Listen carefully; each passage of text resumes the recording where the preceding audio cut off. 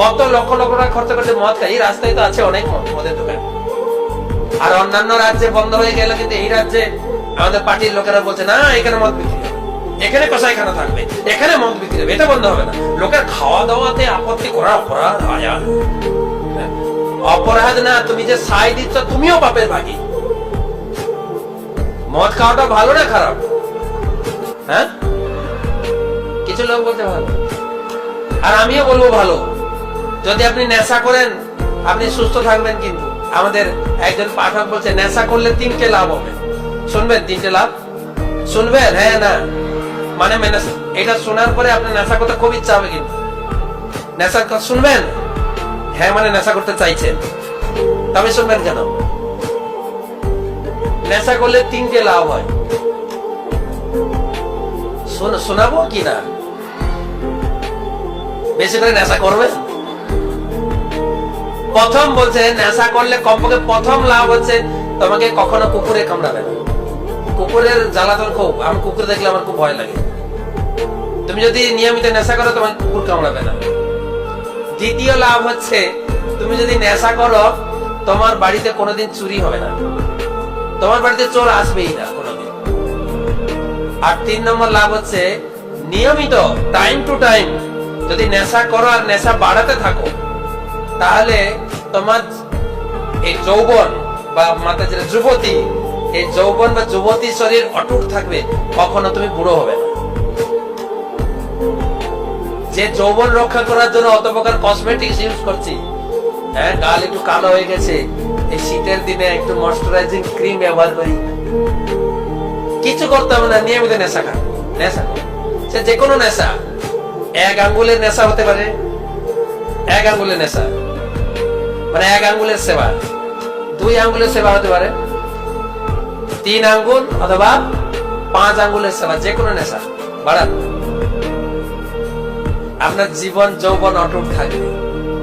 তখন এক ভদ্রলোক হাত তুলে প্রশ্ন করছে, একটু পরিষ্কার করে বুঝিয়ে বলবেন? বলছে ঠিক আছে বলছি। প্রথম লাভ কি ছিল? প্রথম লাভ কি ছিল? কুকুরে কামড়াবে না।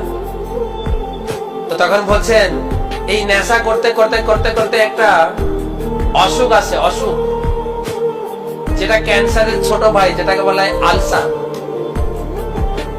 আর আলসার হলে এত তুমি দুর্বল হয়ে যাবে 2 পায়ের উপরে দাঁড়াতে পারবে না, তখন 3য় পা লাগবে। 3য় পা মানে লাঠি। লাঠি থাকলে তোমার কাছে কুকুরে আসবেই না, কুকুর কামড়াবে তো দূরের কথা। লাঠি দেখলে কুকুর ভয় করে কিনা? প্রথম লাভ। দ্বিতীয় লাভ কি ছিল? আরে লাভটা না মনে থাকলে নেশা করবেন কি করে? ঘরে চোর আসবে না। নেশা করতে করতে আরেকটা রোগ হয় যেটা বলে হুপিং কাশি। হুপিং, এমনি কাশি না, হুপিং কাশি বলে। মানে লাঞ্চে ধোঁয়া জমতে জমতে বা অ্যাসিডিটি জমতে জমতে হুপিং কাশি। আর যারা নেশা করে সবসময় কাশতে থাকে, রাত্রে শুতে শুতেও কাশতে থাকে, চোর মনে করে এখন তো জেগে আসো, এখন যাওয়াটা ঠিক হবে না। এটা গেল আপনার বিড়ি সিগারেট। আমি একটু মদের কথা বলি। প্রথমটা বলে কুকুরে কামড়াবে না। যারা মদ খায় তারা কোথায় ঘুমায় বলেন? রাস্তাঘাটে ঘুমায়, ট্রেনের পাশে ঘুমায়। কুকুর চিন্তা করে ও তেমন প্রতিবেশী, ওকে কামড়ে কি লাভ? আর যারা মদ খায় তাদের বাড়িতে চোর ঢুকবে না, মানে চোর ডাকাত জানে যে মদ খাচ্ছে মানে বাড়ির সব জিনিসপত্র বেচে দিয়েছে, এমনকি স্ত্রী বা মায়ের সোনা দানা সব বেচে মদ খেয়েছে, এর বাড়িতে কিছু নেই, যাওয়াটা বেকার হয়ে যাবে। তাই তার বাড়িতে চোর ডাকাত পড়বে না। লাস্ট একটা কি লাভ ছিল যেন? 3 নম্বর লাভ কি ছিল? একদম শরীর যৌবন থাকবে, যৌবন।